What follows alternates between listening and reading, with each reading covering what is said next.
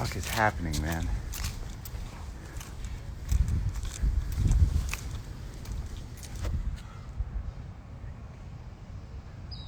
It's just gonna be fucking noise all day.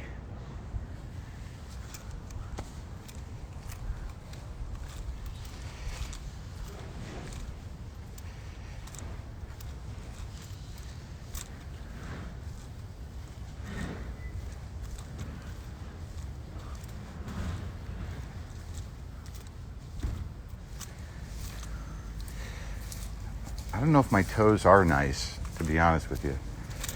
I mean, they're okay. But what's that? What's that? They hurt right here, right there, right here. What'd I do to that nail?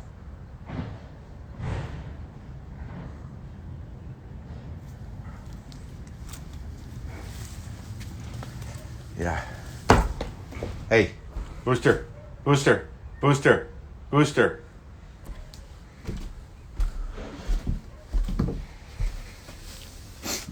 shit, man.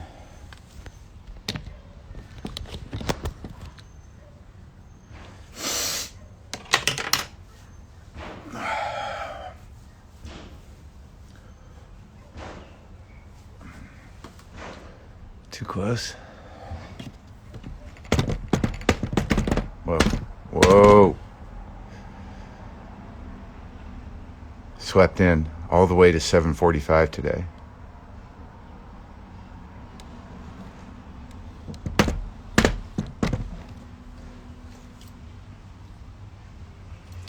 Did 2 spots at the store. And I think I've hit the wall.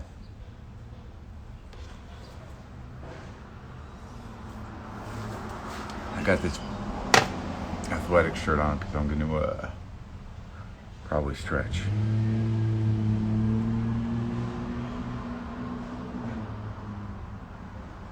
Do I sleep with my rings on?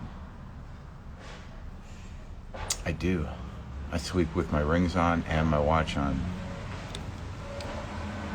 Use whatever options you have at your disposal to maintain your sanity without hurting yourself or others. That still holds. Right? Cat Stevens has left the room. I didn't party. I did 2 spots at the Comedy Store. One in the original room, one in the main room. They were both very good.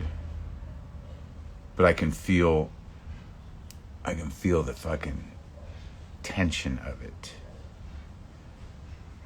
Like I was on stage last night. I don't really want to hear this story. I guess I gotta stop saying shit about other comics sometimes. Even if I'm just busting balls or have a problem of opinion. Apparently there are sort of defined lines drawn, but some people don't see the lines nor which side they're on. It's just personal. Now, is there other things to talk about? Sure. You got 15 minutes or an hour and a half. But, sure, there's, what anyone decides to talk about in a 15-minute set is kind of hilarious. But as I look at it, it's just a workout. And I've been pushing myself through these workouts every fucking day. Because it's what I've done all my life.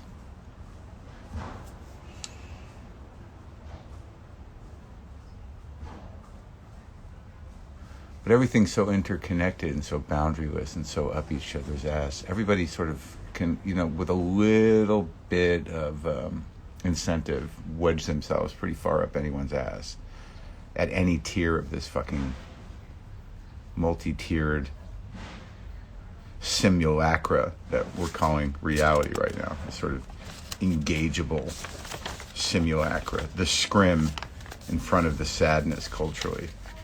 Hiding the fact that people live small, simple, dumb lives. But anyway, good morning. Well, no, there's no real stories. It's just like I've gone out like I'm going out of my way, to sort of like, engage in, like, what's happening at the Comedy Store is kind of unique and kind of great, and I haven't seen it in a long time. But I haven't lived there in a long time. But it's just a lot of sort of comics that are relatively unknown, working out and being funny. It's sort of this weird sort of realization, I think, for people who go, that there's still that element of like, I don't know this guy. This guy's pretty funny. I'm not talking about me. I mean, some people know me, some people don't. But in general, the job of a comedian is being done by a lot of unknown people, and it's being done pretty well. This, it moves on. But because there's no sort of pecking order over there, really, right now, it's all happening in kind of an organic way. And I've always liked being part of that club. I feel like I'm kind of an extension or an appendage of it in one part of my heart, So, I kind of like, bring the piano player in, talk about the club, improvise a lot, make it something, make it an event, not just going through the motions. But it was funny last night, after the main room set,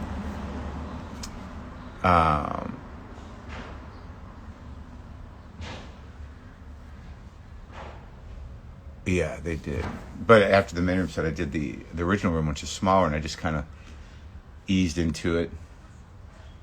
Talked about the realities that I just, that I bring up here. But there's it's like there's a heavy-heartedness to me in how I see the world, and also, in my own life, right? So yeah, I'm going to bring that. But it's never been so clear for me, how doing stand-up is me managing anger or sadness, right? Primarily sadness. I think it always has been. But I kind of talk to them a bit first, and I hear some woman, like stage right, say something like, "Oh man," or just like, I'm like, "What?" And it's this black couple is sitting up against the wall. And so I'm like, "What's going on over there?" And the man goes, he says, "She feels sad for you. She feels sad for you." And I'm like, "Oh no, they saw through," which isn't hard to do. And I was doing it on purpose. I was sort of being open. And then I was like, "All right, well then I'll push my heart down and I'll make it intense and angry." And I just turned it on purpose. I mean, it was on purpose, and I was being sad, so it was right to be sad. But I thought it was very funny how conscious I could make that turn, and what that degree looks like,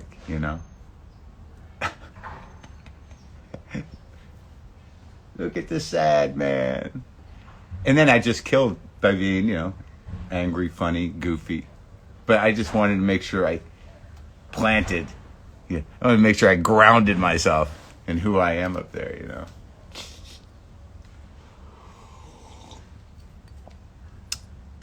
But,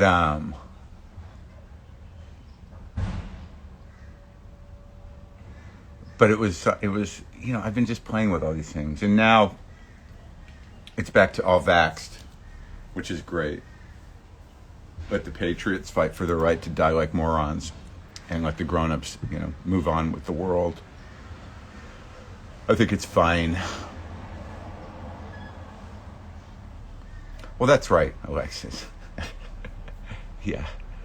But, that came to a head, and I'm not going to fucking deal with it.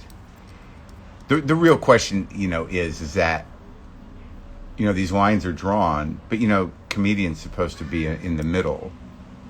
And, I've been talking about this a while. There's not like this tribal or team sport sort of trip. It's like, I don't know, it's going to play out however it's going to play out. At some point, I've just got to let this shit go. What is the fight? I don't know what the fucking fight is. Adrian, you were at the show last night? Oh, yeah? It was a fun 20 minutes.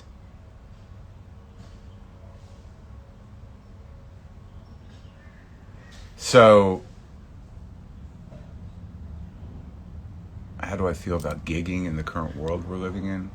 I don't know, man. I mean, I haven't really gone out that much, but here in LA, like Dynasty was fully masked, it was fine. And now the Comedy Store is back to being, only vaxxed only. So, It's okay.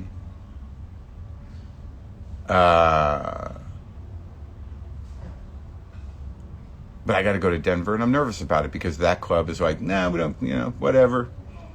And then I'm going to Phoenix the following week, and I've been told that they're a masked venue. But I mean, it still comes down to, my thoughts about, I'm fully vaxxed, and you have to live a life to a certain degree. And I guess the panic now is, again, for the children. We've got to be, apparently we've got to be careful because the grown adult children who, for whatever reason, won't get vaxxed, and we're supposed to respect that decision, whether it's political or not. It's like, okay, I guess, no. But if you're fully vaxxed and you get the virus, even if you're asymptomatic, you might have a full viral load and give unvaxxed people the disease and kill them. So, the fears are less about us and more about others. I guess it's a real test of your humanity. People are getting sick who are vaxxed, but not very sick. But that's,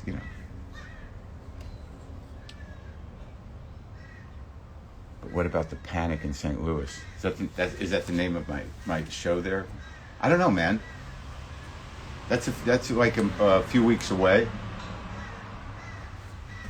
I'll see how Denver is. Ultimately,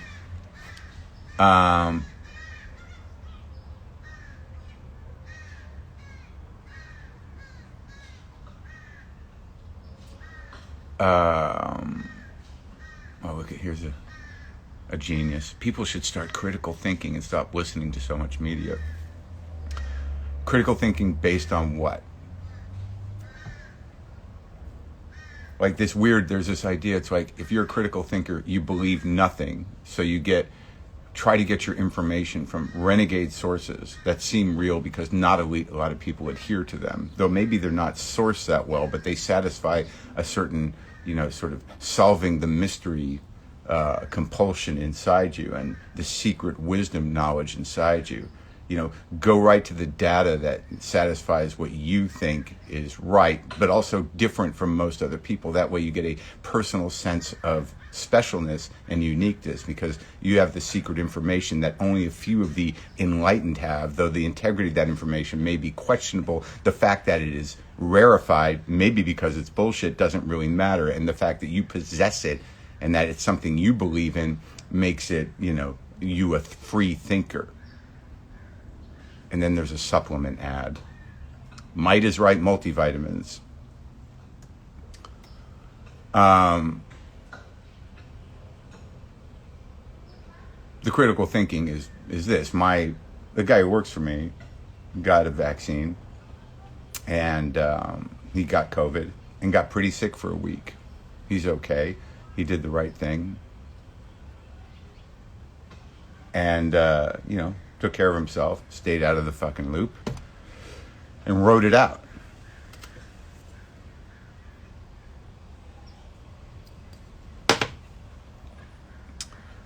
So I think the problem is not this idea of critical thinking, which is a problem because most people aren't capable of it because they replace their ability to sort of debate with a sort of competition of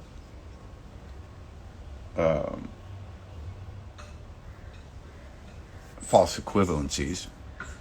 Like if you say an opinion or you make a statement and the response is like, yeah, but what about, that's not really engaging intellectually or emotionally or taking any risks. It's just playing some dumb schoolyard game, with someone who's belligerent, right? If you have no open mind. But what do I know?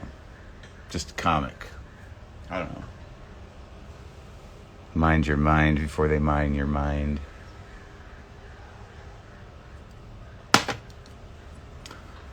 Did you see Show of Jesus?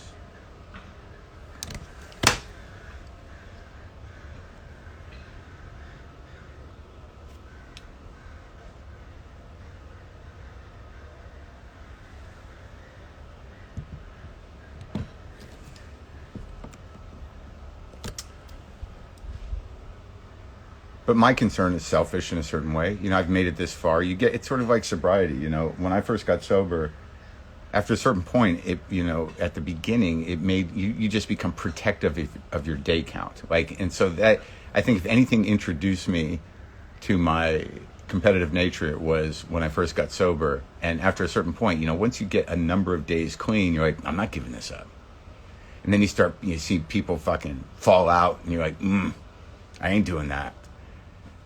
So it was literally for probably 5 years, outside of doing the recovery work, a kind of competitive thing. It's like not giving up the day count. I am not giving up the day count. And with COVID, it sort of becomes the same thing. Like, you spend, a year and a half now, and I was over the top with protecting myself, but I was also a little sloppy because I had to make decisions to maintain my sanity, right?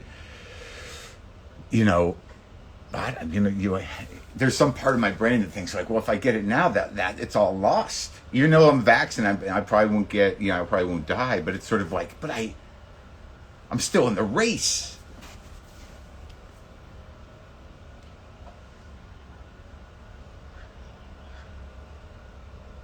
The longer you go, the higher you fall. I don't know if that's the right way to look at it with sobriety, but it happens, Christ. The first time I got sober was 1988. And I'm coming up on, 22 years this month, right? Next month. So 88, 98, 2008, 2018. So it took me, 33 years to get 22.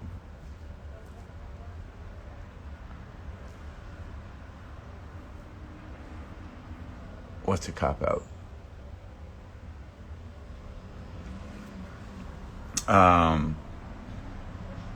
But all this to say, I'm nervous about,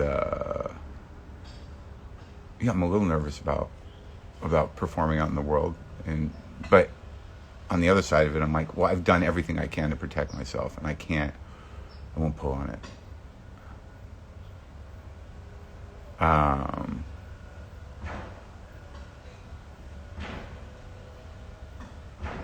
I know you got to keep it fresh, man. I'm 2 years off fucking nicotine this month. It's like there's some part of me when I draw a line, I'll draw the line. Grease is on fire. Yeah. It's the way it's gonna be now.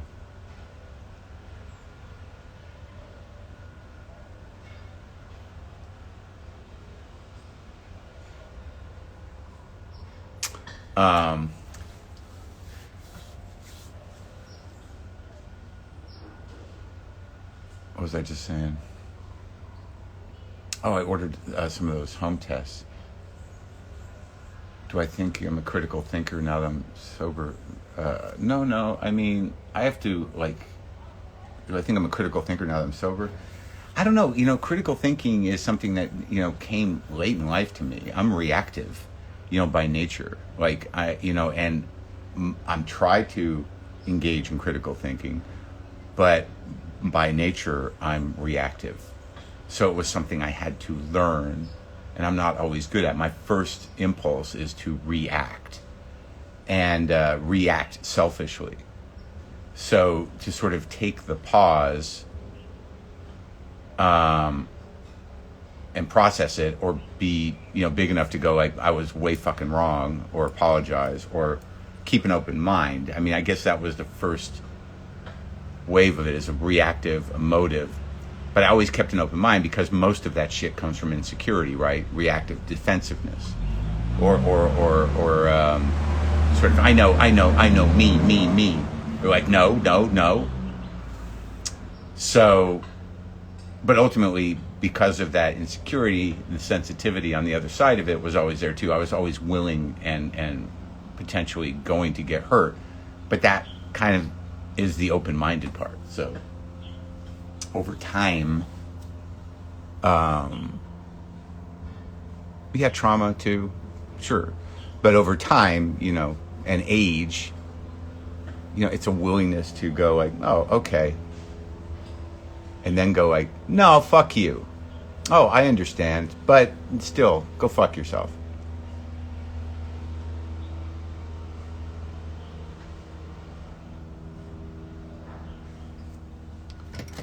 trust issues? Are we talking about, intimacy, or are we just talking about intellectualism? Am I hyperactive? No.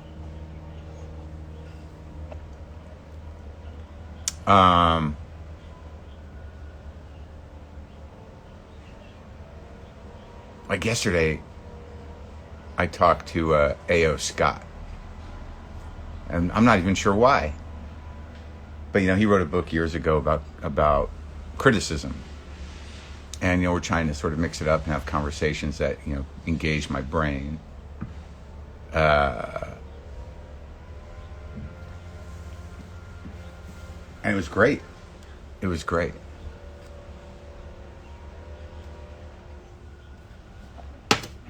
Getting past intimacy issues, that's not going to happen.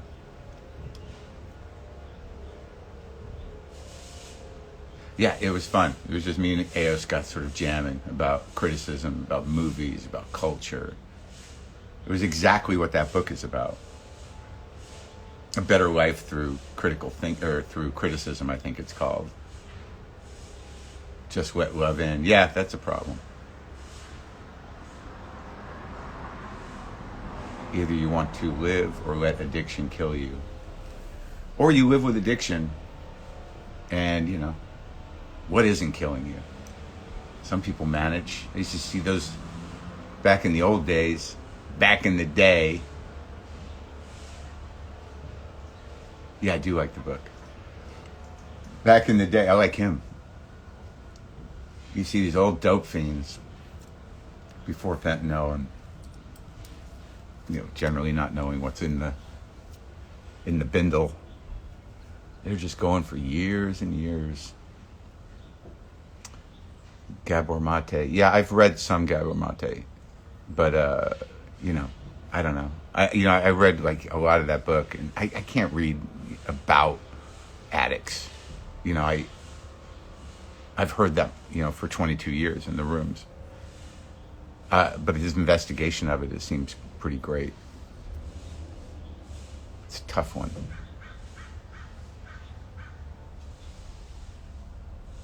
I have interviewed Jeff Tweedy. If you have questions about who's been on the podcast, go to wtfpod.com/podcast.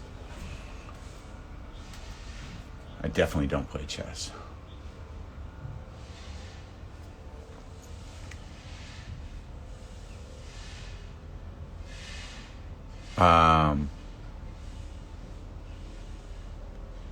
Yeah, drugs are fun until they're not. I'm drinking coffee.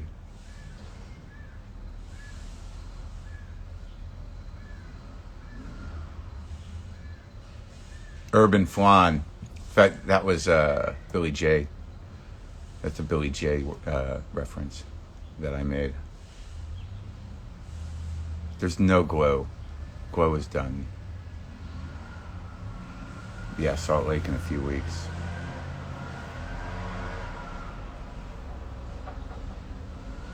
What's that sound? That particular sound sounds like...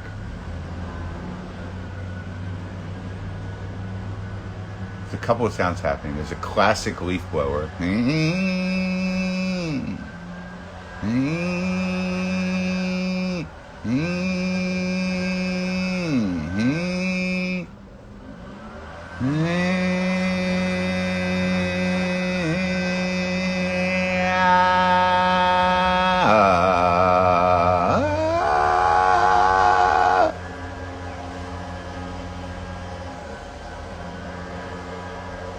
Is it F sharp?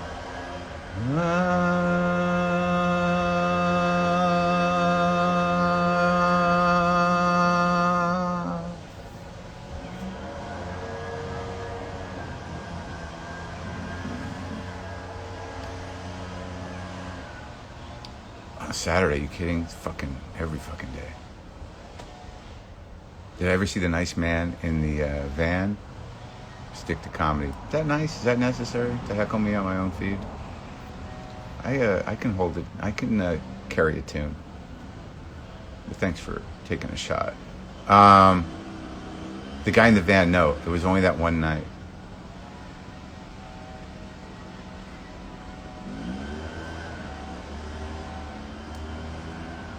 I saw that message, Monica, and I'm glad I have fans in high places. It's nice that I'm getting through and comforting the people who are the most comfortable. No, I appreciate that.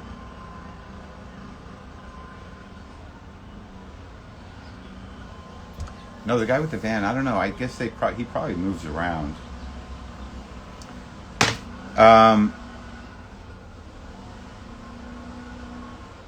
Whatever happened with my neighbor's podcast? That's a good question.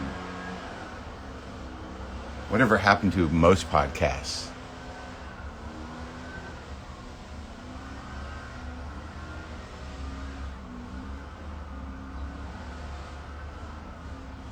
Yeah, R.I.P. Gary's right.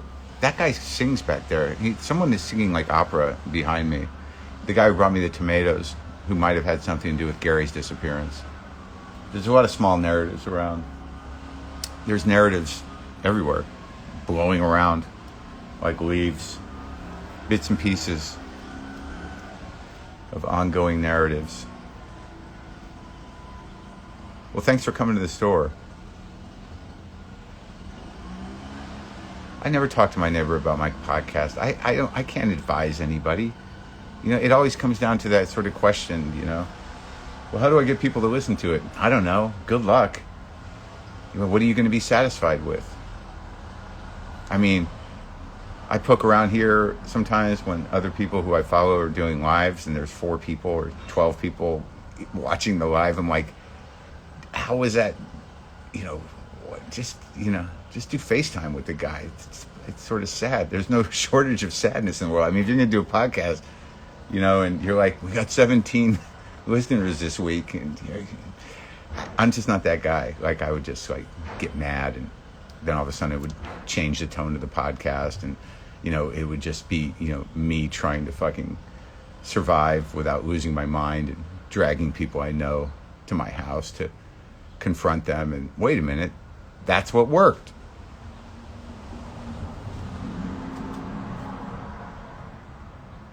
What's my favorite podcast? I've never listened to one podcast ever.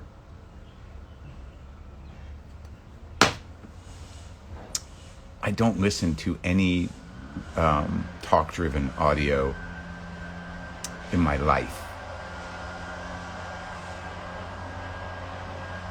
Michael Jamin talks about Maron on his videos about writing for TV. Is he a good guy? Yeah, Jamin's all right.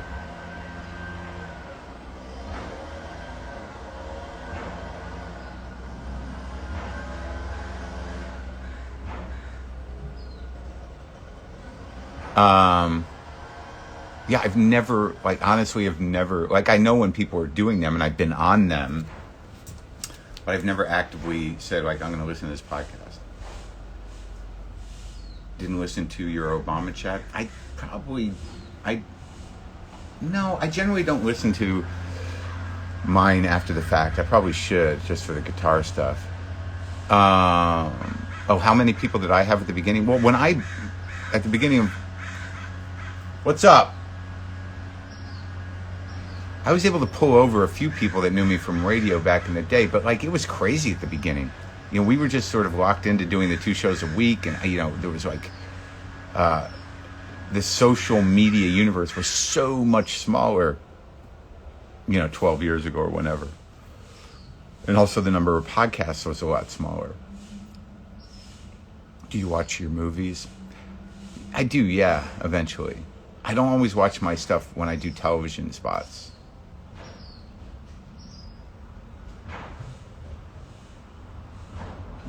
Do something about the extraneous noises. Stop! Fuck it.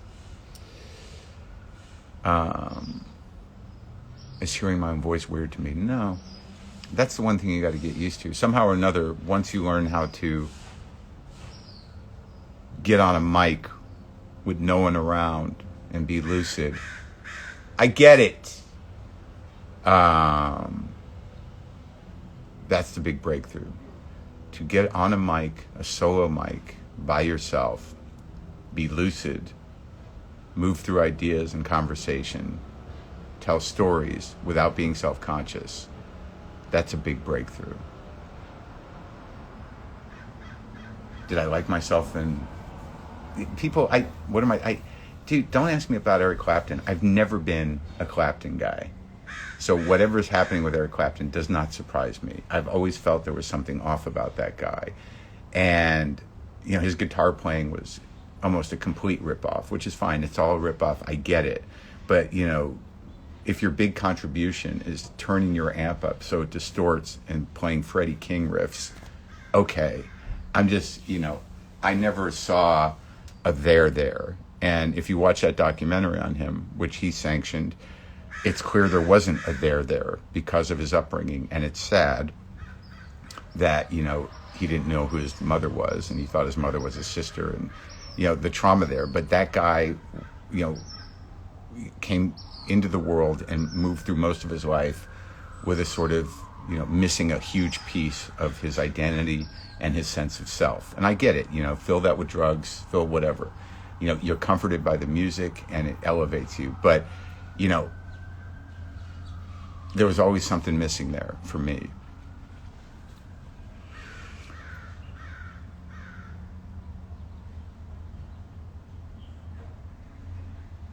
Get Paulie on here? Is he here? How do I do it again?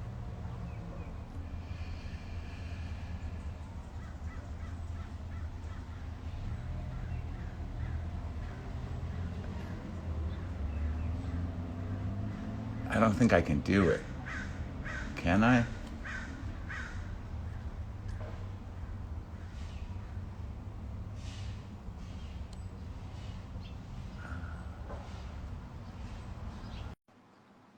Is he here? I didn't see him. I can't follow all this stuff. Oh, I thought he was here. My requests. Where are they?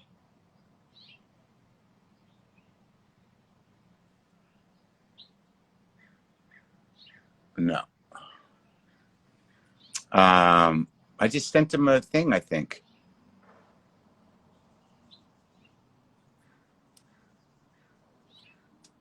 Hey, buddy.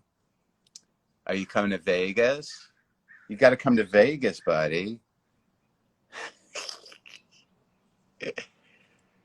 Why won't Deborah Winger request a chat? Because I don't think she wants to get on camera. I mean, it's like it's nice to be just sort of anonymous. And Pauly Shore is unable to join. Okay, I don't know what that means. I don't need to follow him. Winger's great in that. I just watched her. What did I just watch her in that odd thing? I just watched her in something. She plays the mother. Oh, Joseph Gordon-Levitt.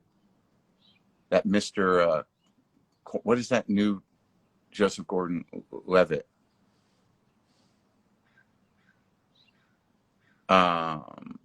She was great.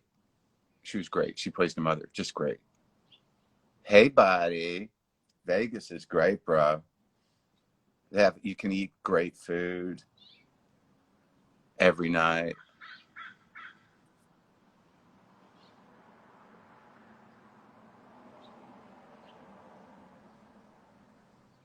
Mr.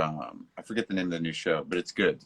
He's on the not Don John. It's a new show, I think, on Apple TV called it's Mr. Something, Mr. Corman. He's going to be on he's going to be on my podcast on Monday. It was pretty great.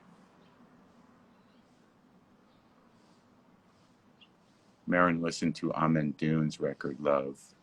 I have a lot of Amen Dune's records. Mr. Corman, yeah. Okay. Would I be interested in interviewing Mickey Rourke? Sure. I have work to do, man. I've been, where's everybody? Hi.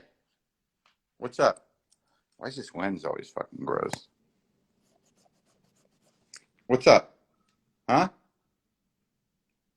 You just becoming a boring cat?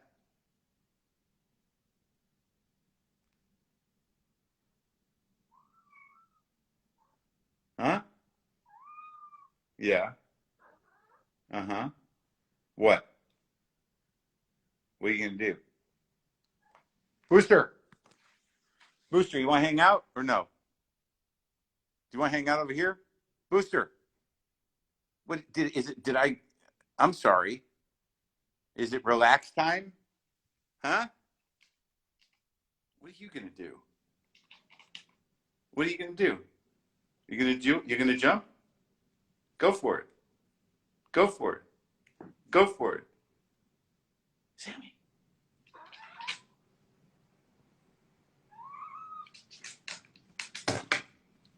Yay!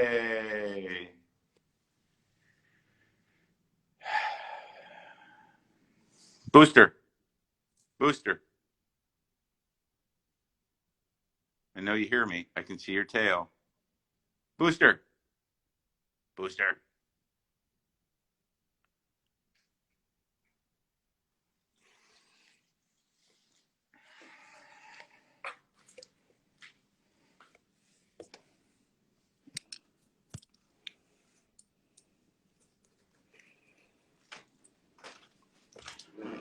New rugs, no.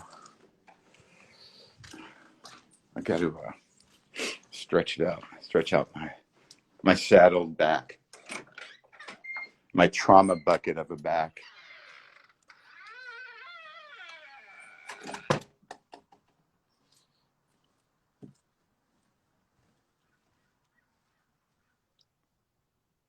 What's up, pal?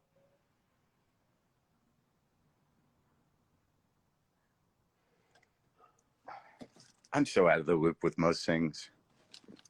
Most everybody is. What is the loop? What is life?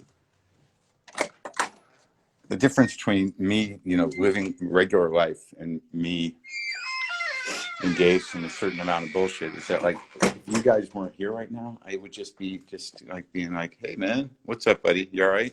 Everything all right? I'd focus on coffee, maybe listen to a little music by myself with no one to bear witness. No one to bear witness that I listened to that music. It's so funny. People were digging the Gary Lucas, and he reached out to me. Hold on. Maybe we can do something here.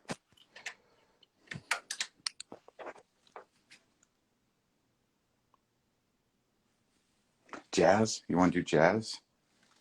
I have to go upstairs to get a jazz record.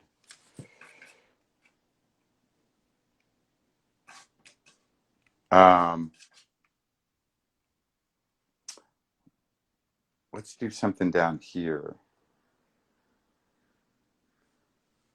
Let's try to pick Lindsay's Rhythm. How can you miss that? Nah, I'm not gonna do comedy record. Just give me a letter and I'll go find something. Try to figure out what we can play. Saturday jazz. All right, fine. Just tell me. Give me a letter. Give me a number.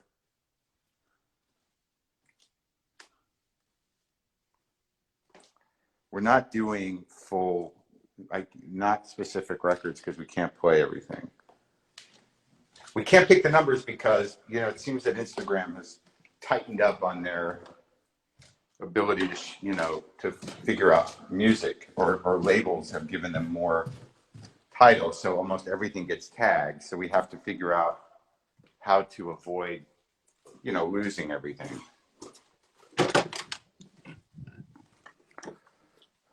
Okay. All right. Let's see.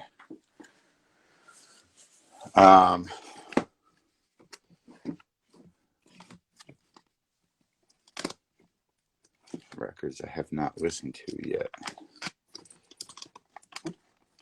Oh, I got that press I got a test pressing of that Endless Boogie, the new Endless Boogie. That's pretty great.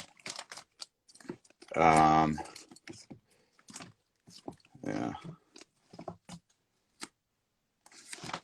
E jazz, E jazz, E. Let's see. We can do any jazz. So why don't you just give me a number through 1 and 6, and a number through 1 and 20.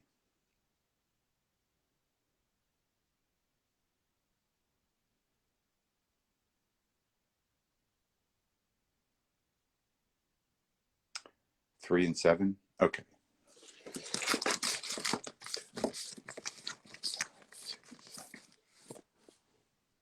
Huh. Let's try it. I don't know it. I'm on board.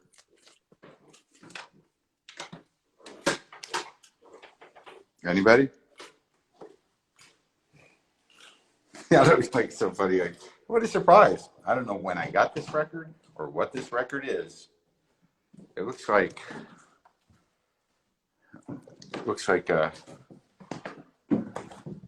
hey buddy. Looks like a Dan record. Me and Dan are going to see Los Lobos X and the Blasters tomorrow.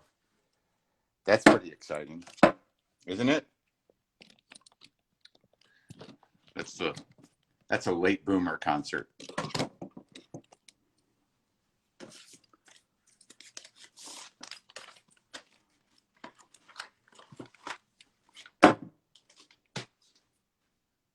Hmm. 1974.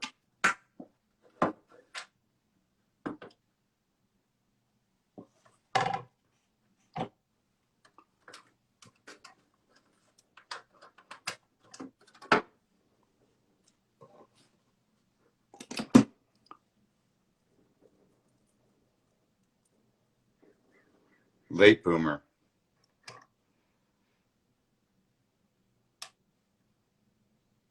I don't think Dan's a boomer.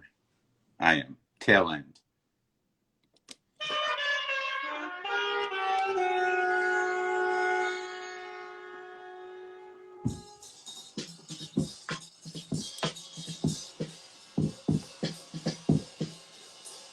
Ooh, yeah. All right, here we go. Woo. Yeah. Oh. Ooh. Yeah.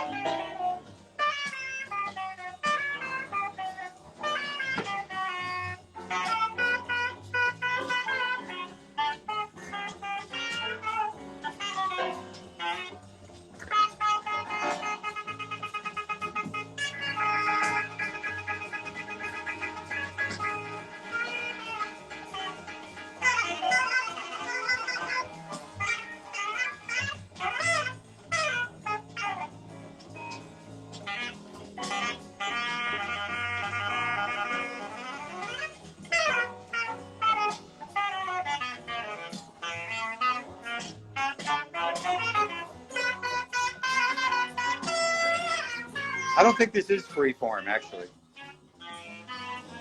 It's definitely a form. The entire rhythm section. It's a little atonal, but I don't think this would be called free form.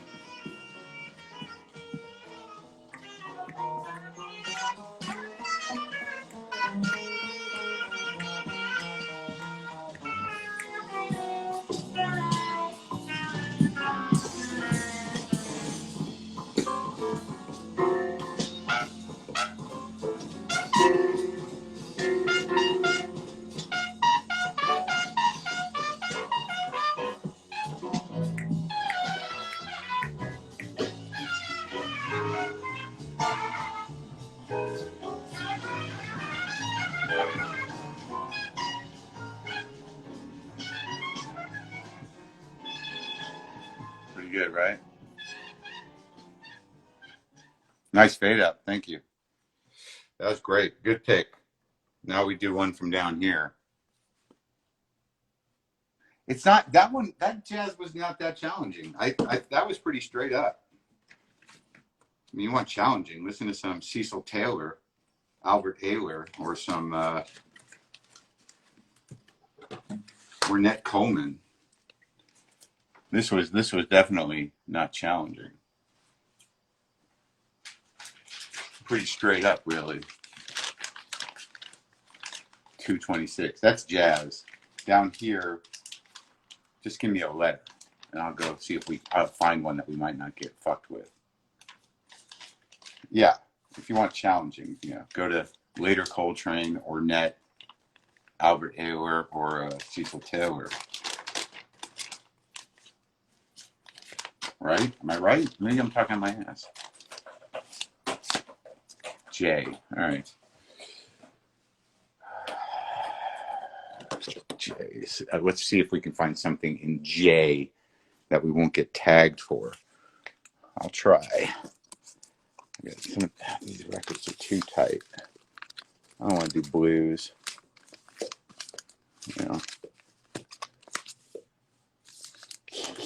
James Gang. Skip. Wanda. That might be all right.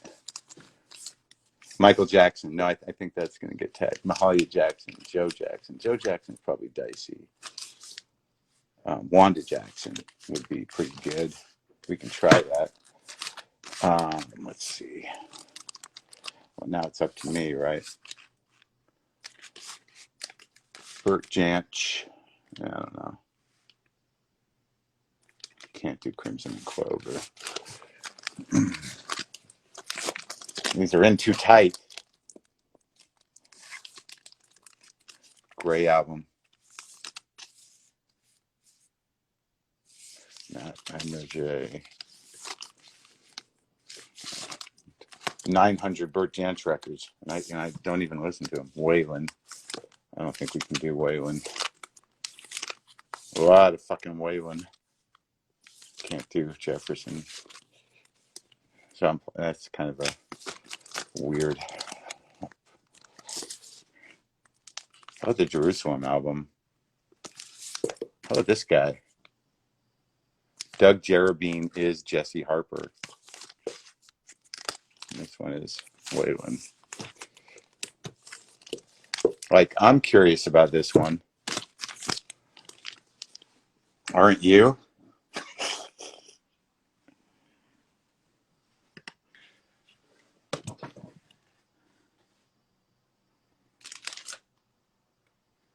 Jesse Harper is Doug Jerabine. Doug Jerabine is Jesse Harper.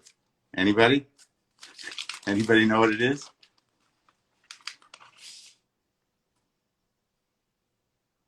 Huh.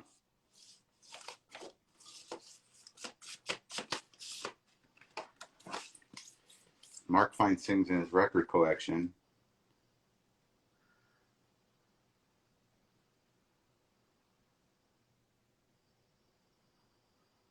Huh.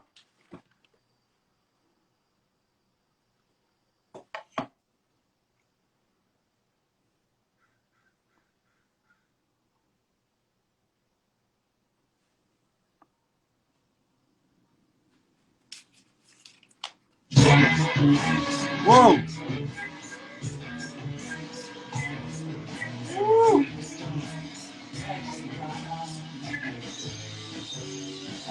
Wow!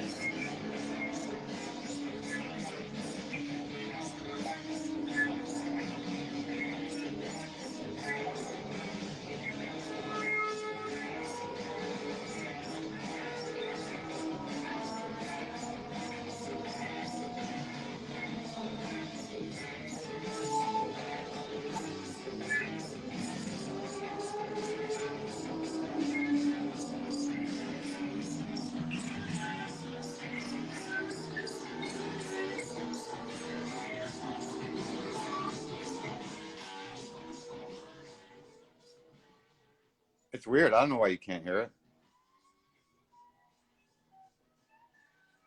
Can you hear me right now? No,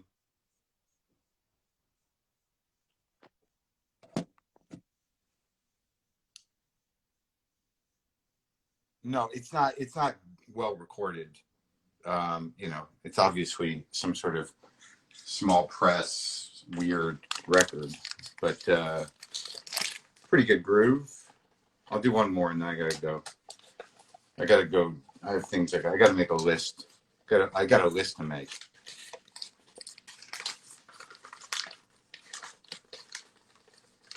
What time is it?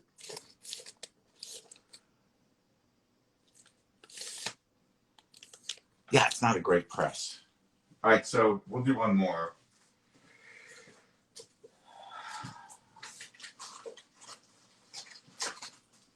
Maybe we stay in J.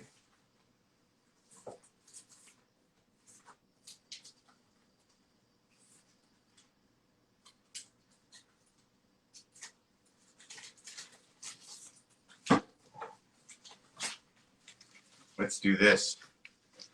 Why not do this? This was one of the. I had this album in high school. This is one of the first real blues records that I had, and I got it from the record store next door because they were going to dump it. And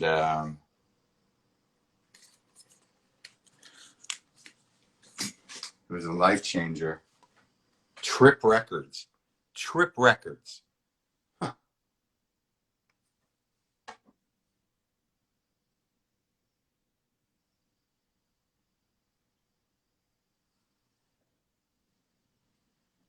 Classic.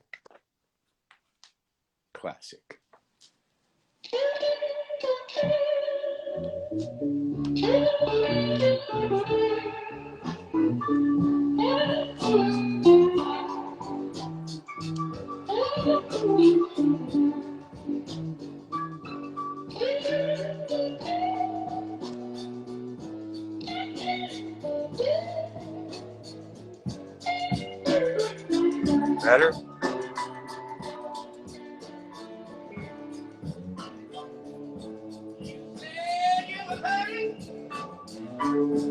You almost lost your mind.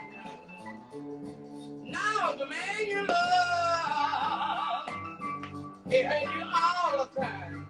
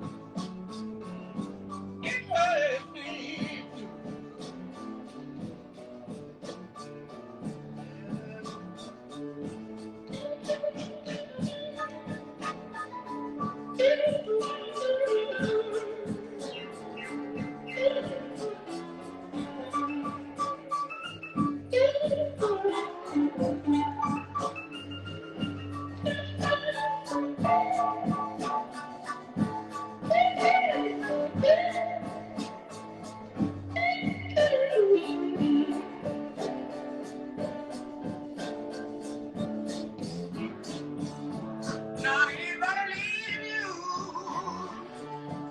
Are you gonna put him down?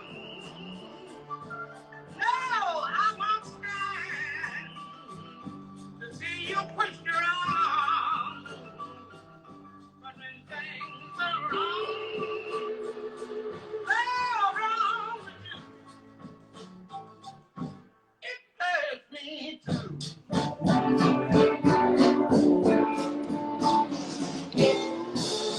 Yeah.